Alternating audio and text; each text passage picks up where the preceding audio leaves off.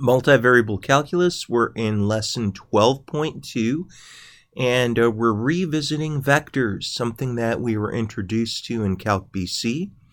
And a vector is really just a wonderful way to represent a magnitude and a direction. So it's this mathematical measurement, if you would.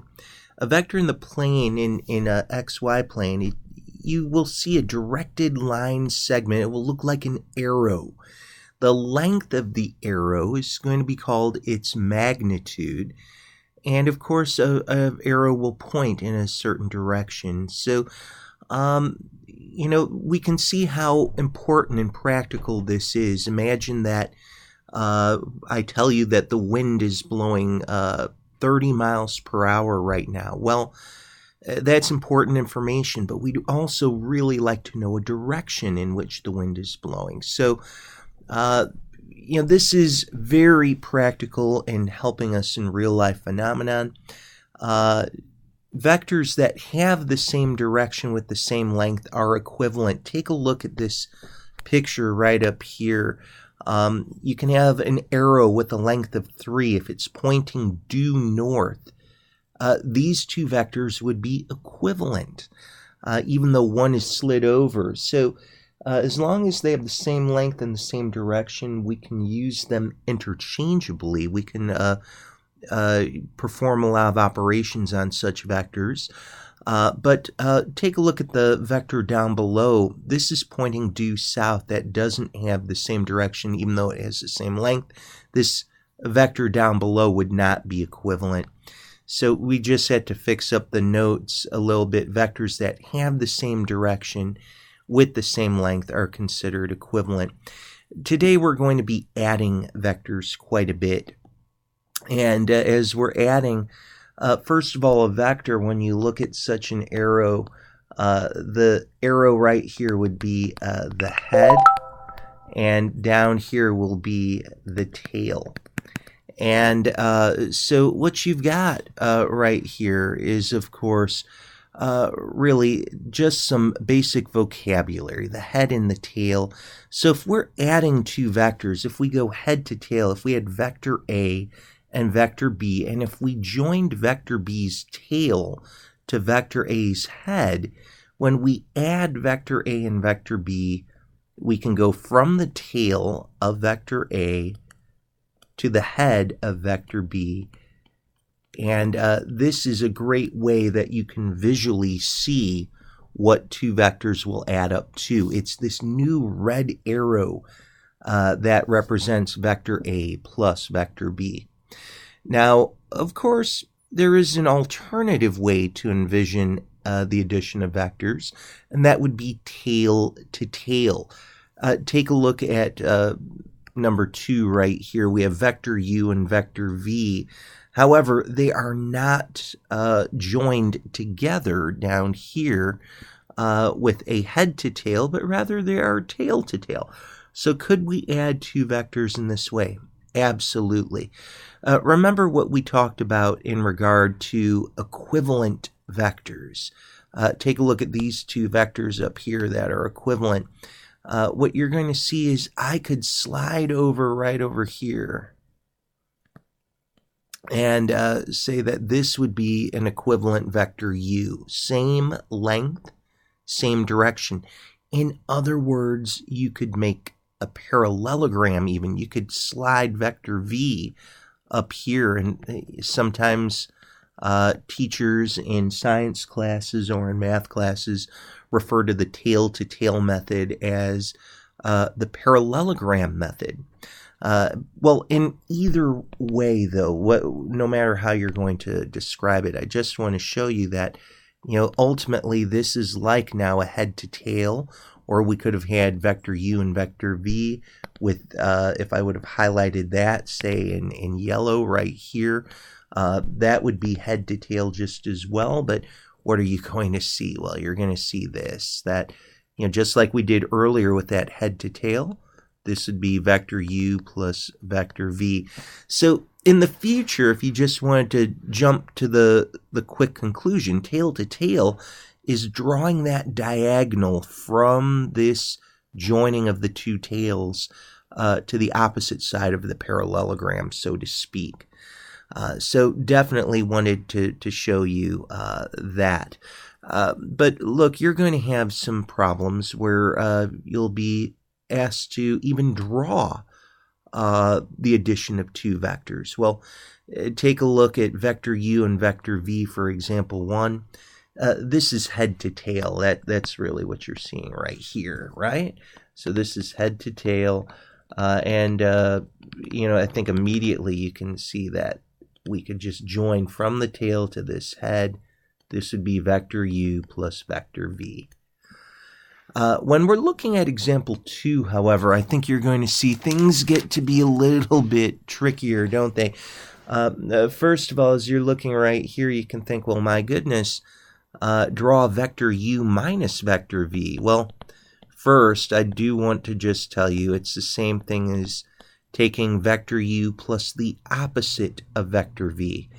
And if we envision that, you could see right here would be the opposite of vector v. Putting a negative out in front, you can see then that what you actually accomplish is you just go in the exact opposite direction. You'll still have the same length of the arrow, but then you'd have head to tail, wouldn't you? And so ultimately this right here, what I'm drawing right here is vector u minus vector v. Now, I do want to draw in another problem here for letter B. It's not typed into your notes, but we can certainly take a look at it. So here's a second problem. They want us to draw vector B minus vector A. Well, one way we could do this, look, I'll change colors perhaps right over here, and say, look, B and minus A, you could say, well, perhaps we could just draw over here and say this is negative vector A. And right now, as you're looking at that, my goodness, I think you could see more or less that this is looking just like the tail to tail. You could envision that you're actually drawing in. Sorry, having some difficulties right here. Sorry about that problem right there. But as we continue drawing, you could see that we could go ahead and begin to draw in this. We could even slide vector B over here, and before too long, you can quickly see as we're looking at this, right here, this would be vector B plus the opposite of vector A. But we could slide this vector even over this way. Just wanted to show you that this right here, as you will look in our textbook, sometimes they will ask you to draw in a vector. Whether you're drawing this first vector right here or this second vector in red, please notice they are equivalent. They're going to have the same length, and they actually are parallel. They're pointing in the same direction in this regard. Parallel will actually even involve being able to go in the opposite direction. Clearly, these are going in the exact same direction. But look, I'm going to show you method 2 down here. Method 2, this is a clever way to represent something also. Look, I'm going to say, what if I immediately just drew this in here and I even put a question mark?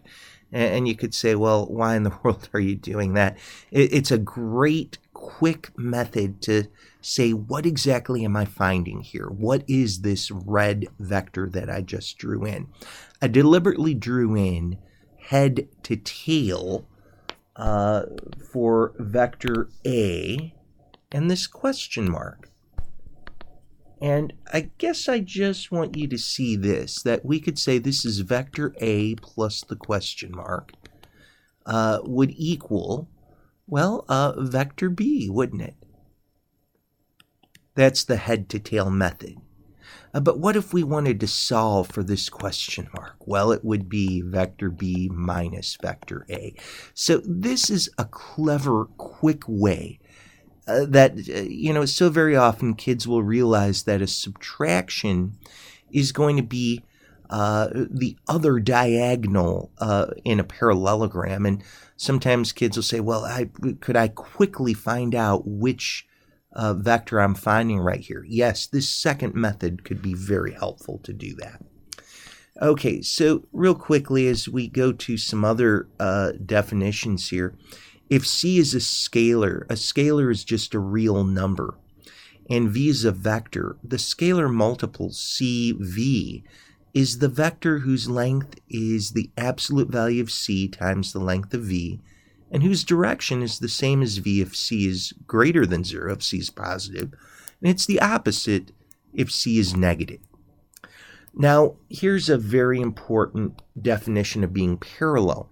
Non-zero vectors are parallel if they are scalar multiples of each other, even if they have opposite directions.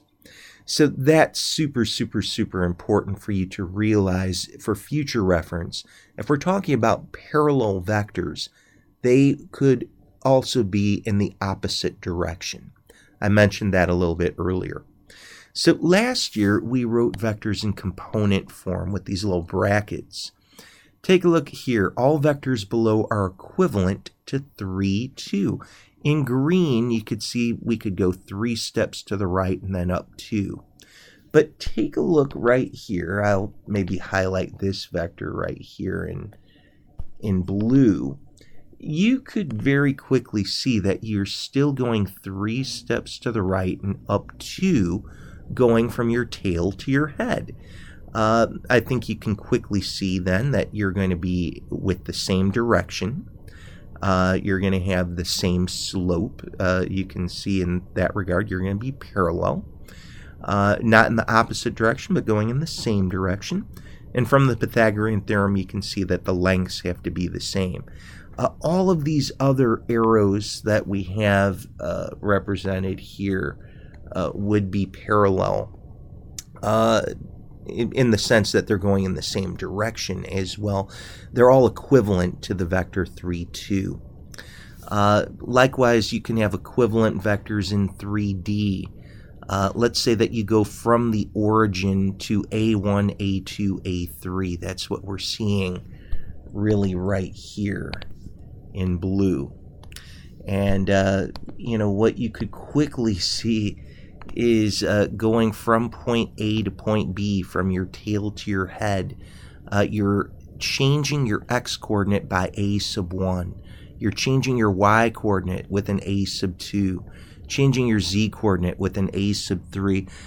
So this would be equivalent. It would be an equivalent vector. They're going to have the same length. They're going to point in the same direction here. I've also written out some what we call basis vectors. All of these have a length of 1. The vector I is 1, 0, 0. That's on the x-axis right over here. The vector j goes in the positive y-axis direction. It's 0, 1, 0. And k goes 0, 0, 1. It goes straight up on the z-axis. So we'll be talking about those soon enough. All right, so very often you will have 2 vectors, like, you'll be given 2 points, pardon me, and you'd like to go from point A to point B. This is going to be, B is going to be your ending, and A is going to be your beginning. And what you always do is do head minus tail, end minus beginning, and you'll be able to find an easier equivalent vector. You can always do x2 minus x1, y2 minus y1, z2 minus z1. For h, right here, this is going to be your beginning. And then for d, you can see right here, this is your ending. You always end where the tip of the arrow is. So if you'd want to find HD very nicely, you'll do end minus beginning. You'll have negative 5 minus 7, 2 minus negative 8, negative 1 minus 3, and that's negative 12, 10, negative 4. and that would be your vector.